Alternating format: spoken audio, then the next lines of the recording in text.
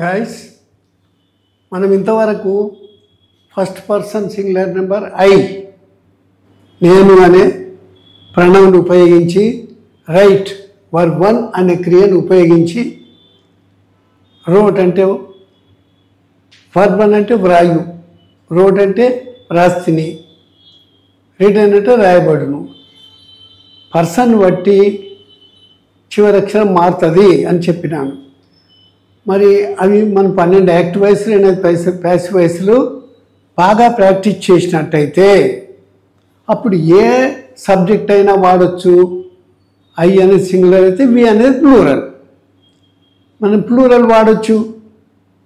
You అనేది ఎవరు plural, అది హీ అనేది సింగులర్ థర్డ్ పర్సన్, యు అనేది సెకండ్ పర్సన్ అయితే హీ అనేది థర్డ్ పర్సన్, షీ అనేది థర్డ్ పర్సన్,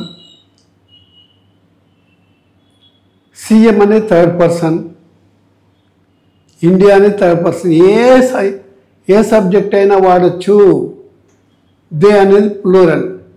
మనకు బాగా తెలుసు singular be form verb, plural be form verb ప్యాసివ్లో ఎట్లా వాడాలి. మళ్ళీ వర్బ్ వన్ వాడినప్పుడు కూడా థర్డ్ పర్సన్కు సింగులర్ నెంబర్ వాడితే ప్రజెంట్ టెన్స్లో మాత్రమే ఎస్ కలపాలి అని అవి బాగా గుర్తుంచుకొని మనము ప్రాక్టీస్ చేసినట్టయితే ఇంగ్లీష్ చాలా సులభమైన భాష. ఎంత దాంట్లో ఉన్న టెక్నిక్స్ తెలుసుకోవాలి, రహస్యం ఏంది అందులో. వాళ్ళకు మనకు డిఫరెన్సెస్ నేను బేసిక్స్లో 12 చెప్పాను. అవి 1కి 2 సార్లు 3 సార్లు 4 సార్లు 5 సార్లు రాయాలి, అప్పుడు మనం మర్చిపోం. ఇప్పుడు మనం ఏం చేస్తున్నాం ఇక్కడ, we should learn how to use first person, second person, ever plural, third person. First person నేర్చుకున్నాం మనం ఒక వర్బ్ ఉపయోగించి. Second person you, third person he, she, singular plural, it, that, Ramu, Sita, a boy. Common noun వాడినాం ఇక్కడ.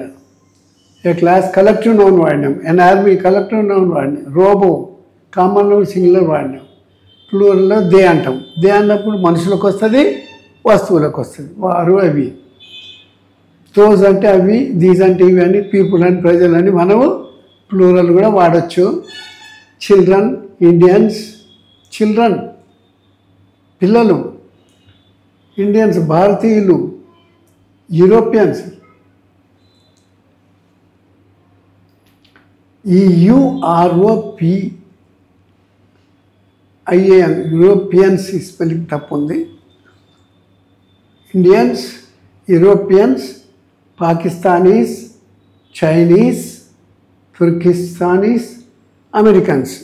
ఏదైనా వాడన్నీ proper nouns కానీ, common nouns కానీ, కలెక్టివ్ నౌన్స్ కానీ, అబ్స్ట్రాక్ట్ నౌన్స్ కానీ, మెటీరియల్ నౌన్స్ కానీ.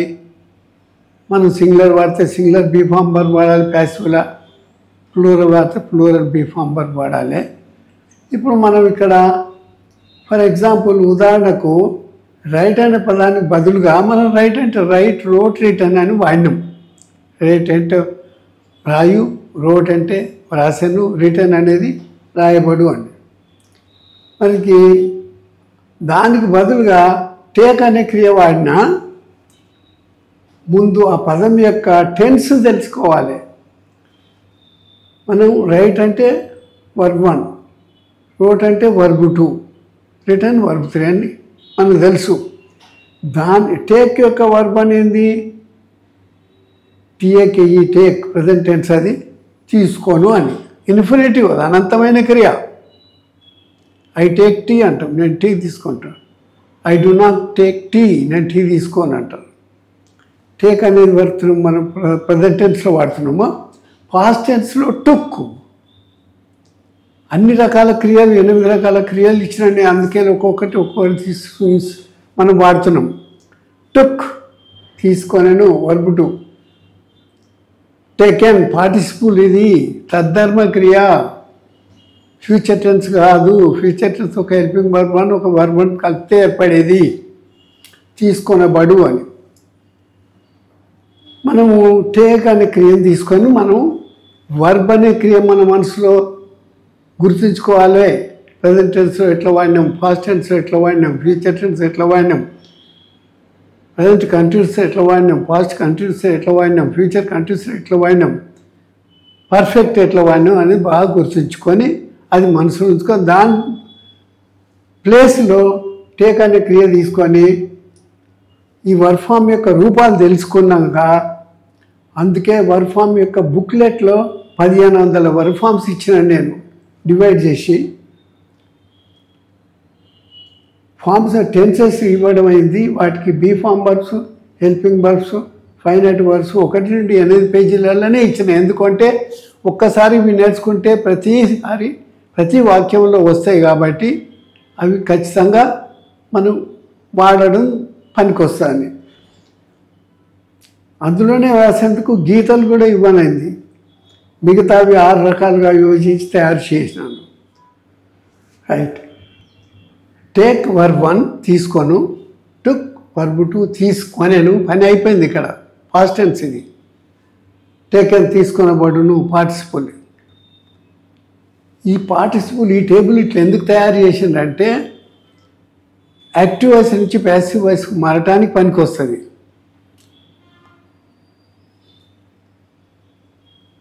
మనము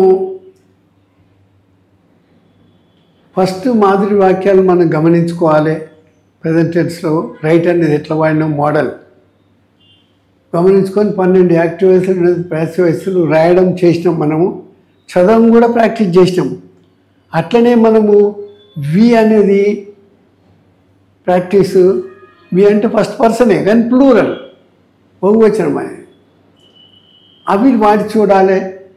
ముందు వర్క్ ఫామ్ ఎట్లా మారుతుంది క్రియారూపంలో. టేక్ అంటే యాక్టివ్ వాయిస్ అంటే కర్తార్థ ప్రధాన వాక్యంలో టేక్ అంటే వర్బ్ 1 తీసుకోను అని అర్థం. మరి ప్యాసివ్ వాయిస్లో am, is, are, taken. Present టెన్స్కి అయితే ఐ యామ్ టేకెన్ అంటాం. సింగులర్ అయితే థర్డ్ పర్సన్ అయితే ఈజ్ టేకెన్ అంటారు. వీఆర్ టేకెన్ అంటారు. సింగులరే, ప్లూరలే వాడేది. వర్బ్ 3 మాత్రం అన్నిటికీ వర్బ్ 3 ప్యాసివ్లా. ఇప్పుడు సపోజ్ మనము ఐ రైటింగ్ అన్నాం. ఐ రైట్ అన్నప్పుడు ఐ సబ్జెక్ట్ రైట్ వర్బ్ అని అన్నాం. నేను రాస్తా. అప్పుడు ఐ యామ్ రిటర్న్ అన్నాం. అప్పుడు యామ్ వాడినాం. బీఫామ్ వర్బ్ అనేది సింగులర్ ఇది. మరి వి రైట్ అంటున్నాం మనం. ఇక్కడ వి రైట్ బదులు వి టేక్ అందాం. మేము తీసుకుంటాం. ఈ సబ్జెక్టు టేక్ వర్బ్ అని. వీకు ప్లూరల్ ఏంది? Be form verb are. మనము, మేము అర్థాలు. మేము తీసుకుంటాము. వి సబ్జెక్ట్ అట్టే ఉంటుంది. మనం వర్క్ ఫామ్ ఎందుకు రాస్తున్నామంటే గుర్తుంచుకొని వాడుకోవడానికి. వి ప్లూరల్ కాబట్టి ఆర్ వాడుతున్నాము. టేకెన్ వర్బ్ 3 వాడుతున్నాం. వీఆర్ టేకెన్ అంటే మా చేత తీసుకొనబడును అన్నట్టు. తెలుగు వాక్యానికి ఇంగ్లీష్ వాక్యానికి కొద్దిగా వీఆర్ టేకెన్ ఇన్ ద బాగా అనిపిస్తుంది. కానీ ఇంట్రాన్సిటివ్లో కొద్దిగా నీకు ఇబ్బంది అనిపించవచ్చు, కానీ అలవాటు పడాలి. మరి ట్రాన్సిటివ్లో అంటే ఆబ్జెక్ట్ ఉన్నటువంటి వాక్యాన్ని ట్రాన్సిటివ్ అంటారని మీకు తెలుసు. సబ్జెక్ట్ వెర్బ్ ఆబ్జెక్ట్ ఉంటే ట్రాన్సిటివ్, సబ్జెక్ట్ వెర్బ్ మాత్రం ఉంటే ఇంట్రాన్సిటివ్. ఇప్పుడు ఏం చేసినాము? వీ టేక్ టిఫిన్ అన్నాం. At 8 AM, at 7 AM at the morning. తర్వాత అది కలుపుకోవచ్చు add verb. We take tiffin. We subject, take verb 1, tiffin object. We subject, take verb 1, tiffin object. మేము టిఫిన్ తీసుకుంటాం. మీకు బాగా తెలుసు ఇంగ్లీష్లో కర్త తర్వాత క్రియ వస్తుంది, తర్వాత కర్మ వస్తుంది. సబ్జెక్ట్ వెర్బ్ ఆబ్జెక్ట్ స్ట్రక్చర్ అది. తెలుగులో ఏమో కర్త తర్వాత కర్మ వచ్చి క్రియ వస్తుంది. మనం మేము టిఫిన్, కర్త కర్మ క్రియ. మేము టిఫిన్ తీసుకుంటాము. We take tiffin. We subject, take verb 1, తీసుకుంటాం అనేది, టిఫిన్ అనేది ఆబ్జెక్ట్. మేము టిఫిన్ తీసుకుంటాము. ఇప్పుడు మన ఆబ్జెక్ట్ సబ్జెక్ట్ అయితే ట్రాన్సిటివ్ కాబట్టి ఆబ్జెక్ట్ ఉంది కాబట్టి object subject and tiffin singular కాబట్టి ఈజ్ తీసుకోవాలి. టిఫిన్ ఈజ్ టేకెన్ వర్బ్ 3 తీసుకొనబడు బై ప్రిపోజిషన్. హజ్ అంటే మా చేత. బాగా మీకు ఇచ్చిన ఐకు మీ ఆబ్జెక్ట్ కేస్, మీకు హజ్ ఆబ్జెక్ట్ కేస్, యూకు యూ ఆబ్జెక్ట్ కేస్, ఈకు ఇమ్ ఆబ్జెక్ట్ కేస్. అవి మీకు తెలుసు. ఇక్కడ వి టేక్ టిఫిన్ అంటే మేము టిఫిన్ తీసుకుంటాం. వి సబ్జెక్టు, టేక్ వర్బ్ అని టిఫిన్ ఆబ్జెక్టు. మరి ఇది ట్రాన్సిటివ్ కాబట్టి ఆబ్జెక్ట్ ఉంది కాబట్టి టిఫిన్ తోటి స్టార్ట్ చేస్తున్నాం వాక్యము. ప్యాసివ్ ఇది. అప్పుడు సింగులర్ కాబట్టి ఈజ్ వాడినము, taken verb 3 by preposition us object. మా చేత టిఫిన్ తీసుకొనబడును. టిఫిన్ మా చేత తీసుకొనబడును అని కూడా అనొచ్చు, పెద్ద తేడా ఉండదు. ఇది ప్రెజెంట్ టెన్స్లో. ఎప్పుడైతే మీకు రైట్ అనేది వచ్చిందో am is are written. Write అంటే రాయు, యామ్ ఈజ్ ఆర్ రిటర్న్ రాయబడు. ఐ రైట్ అంటే ఐ యామ్ రిటర్న్ అన్నావు, ఐ యామ్ వాడినావు. వి రైట్ అన్నప్పుడు వి ఆర్ రిటర్న్ అందు. మనం టేక్ వాడినాం, వి టేక్ అన్నాం, వి ఆర్ టేకన్ అనాలి. టేక్ యొక్క వర్బ్ 3 వాడాలి. రైట్. ఇప్పుడు మనము ఫ్యూచర్ టెన్స్లో విల్ రైట్ అని వాడినాము, రాయగల. విల్ హెల్పింగ్ వర్బ్ అని, రైట్ వర్బ్ అని. కానీ ఇక్కడ మనం టేక్ అనే క్రియ వాడుతున్నాం కాబట్టి విల్ ఆర్ షెల్ టేక్ అన్నాం. అంటే ఒక హెల్పింగ్ వర్బ్ అని ఒక వర్బ్ అని కలిస్తే ఫ్యూచర్ టెన్స్ అవుతుంది. మీకు తెలుసు అది. తీసుకోగల అన్నట్టు. ప్యాసివ్ వాయిస్లో will or shall be taken. Helping verb 1, be form verb 3. అక్కడనేమో రిటర్న్ అని వాడినాము, ఇక్కడ టేకెన్ అని వాడినాము అంతే. టేక్ యొక్క వర్బ్ 3 టేకెన్, రైట్ యొక్క వర్బ్ 3 రిటర్న్. రైట్ ప్లేస్లో రిటర్న్ ప్లేస్లో టేకెన్ అని వాడుతున్నాం. బాగా గమనించుకొని ఒకటి వస్తే ఈజీగా వస్తుంది. వి విల్ టేక్ అంటే will or shall be taken అన్నాం. విల్ హెల్పింగ్ వర్బ్ 1, షెల్ అని విల్ షెల్ హెల్పింగ్ వర్బ్ ఈ రెండుకి జత. ఎందుకంటే కండిషన్స్ ఉన్నాయి మీకు ఇందులో వస్తాయి. Be form verb taken verb 3 తీసుకొనబడగల. Intransitive subject which is not having object is called intransitive. Object లేని వాక్యం. We will take, we subject, will helping verb 1, take verb 1 మేము తీసుకోగలము. We will be taken, we subject, will helping verb 1 ఇదే వాడతాం మనం. Be form verb taken verb 3. Be subject అట్నే ఉంది కాబట్టి ఈ వర్బ్ ఫామ్లా విల్ అట్నే ఉంటుంది, బి అట్నే ఉంటుంది, టేకెన్ వర్బ్ 3. మా చేత తీసుకొనబడగలదు అన్నమాట. ట్రాన్సిటివ్లో we will take tiffin, we subject, will helping verb 1, take verb 1 tiffin object case. మేము టిఫిన్ తీసుకోగలము. ప్యాసివ్లో టిఫిన్ నుంచి స్టార్ట్ అవుతుంది. టిఫిన్ అన్న షెల్ వాడుతున్నాం. ఎందుకంటే వి విల్ అంటే కంపల్సరీ చేసేవాడి. మిగతా వాటికి ఐ విల్, వి విల్కు కంపల్సరీ.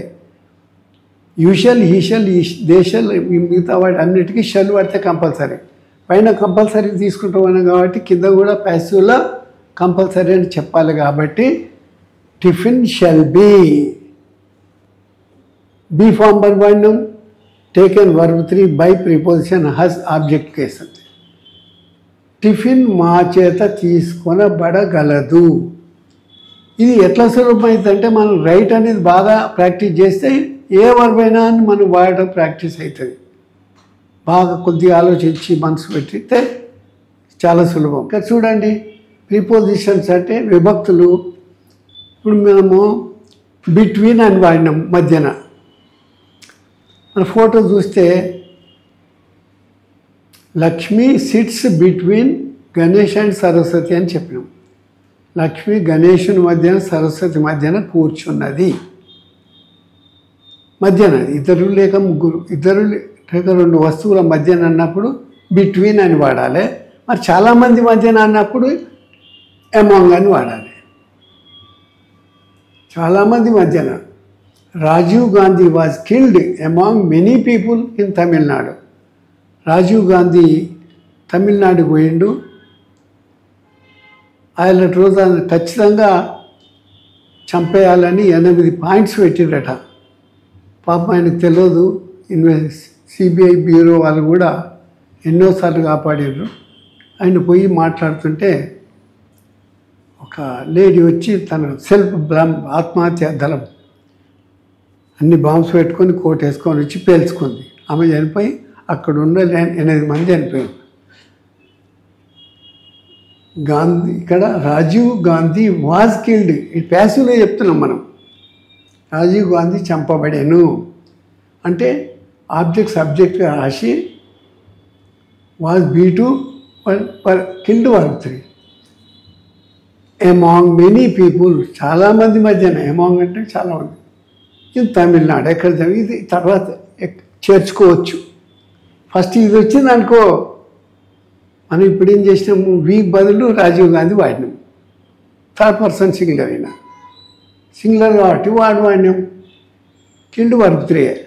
స్ట్రక్చర్ ఒకటే. మనిషి అన్నప్పుడు తల, కాళ్ళు, చేతులు, మొండం. వాక్యం అన్నప్పుడు సబ్జెక్ట్ వెర్బ్ ఆబ్జెక్ట్ ఏమో ఇంగ్లీష్లో, సబ్జెక్ట్ ఆబ్జెక్ట్ వెర్బ్ ఏమో తెలుగులో. అది గమనించుకొని మనం నేర్చుకోవాలి. ఇప్పుడు Gandhiji was shot dead among many people by God's hand. Gandhi గారు వాజ్ షాట్ డెడ్, కాల్చి చంపబడ్డాడు. అమాంగ్ మెనీ పీపుల్, చాలామంది మధ్యన. గాడ్సే అనే ఒక వ్యక్తి వచ్చి పబ్లిక్లోకి వెళ్ళి వచ్చేసిండు. దగ్గరికి పోతుంటే ఆబా మను అని ఇద్దరు ఎస్సీ బాలికలను ఆయన చదువుకున్నాడు, అడాప్ట్ చేసి పెంచుతున్నాడు. వాళ్ళు వచ్చి ఆపుతుంటే మోయి చేతితోటి ఇట్లా తోసేసి దగ్గరికి పోయి కాలు మొక్కినట్టు మొక్కి పిస్తోల్, సైలెన్స్ పిస్తోల్ ఉంటుంది, గింతే ఉంటుంది అన్నమాట చేతిలో. దాన్ని పెట్టి గుండె కాడ కాల్చి పారేసి కథం. అంటే ఇక్కడ చూడండి, ఇక్కడ Gandhiji was shot dead, Gandhiji చంపబడ్డాడు. అమాంగ్ మెనీ పీపుల్, చాలామంది మధ్యన. బై గాడ్సే అంటే గాంధీ గారు గాడ్సేత చాలామంది మధ్యన చంపబడ్డారు అన్నట్టు. ఫ్రమ్ అనేది ఉంది, నుండి అని, స్థలం నుండి అని. My tutor is coming from his home. Where is your tutor అని అడిగితే my tutor is coming from his home. మా బోధకుడు వారి ఇంటి నుండి వస్తున్నారు. ఇప్పుడు తోల ఉన్నారు అన్నమాట. తేదీ నుండి కూడా ఫ్రమ్ వాడతారు. We are taking classes from 1st May 2025. మేము spoken English classes 1st May పెద్దక్షరం కొట్టాలి 2025 నుండి వస్తున్నాము నేర్చుకోవడానికి.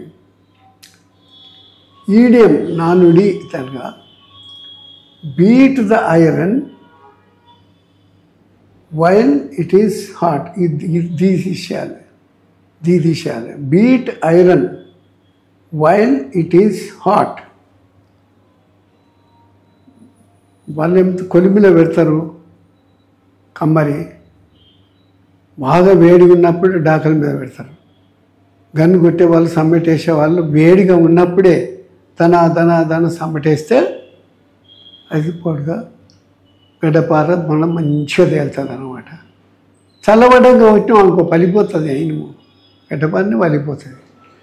కాబట్టి మనము ఈ కంటిన్యూషన్లా మనం నేర్చుకునేది ఆగకుండా కంటిన్యూగా నేర్చుకుంటూనే ఉండాలి. ఇంతవరకు మా వీడియోగ్రాఫరు పెళ్ళికి పోయిండండి, 4 రోజులు, నెల మీద 5 రోజులు పోయిండు. ఏంటంటే మరి దగ్గర వాళ్ళు పోవాల్సి వచ్చిందని. ఇక్కడి నుంచి మాత్రం కంటిన్యూగా వి విల్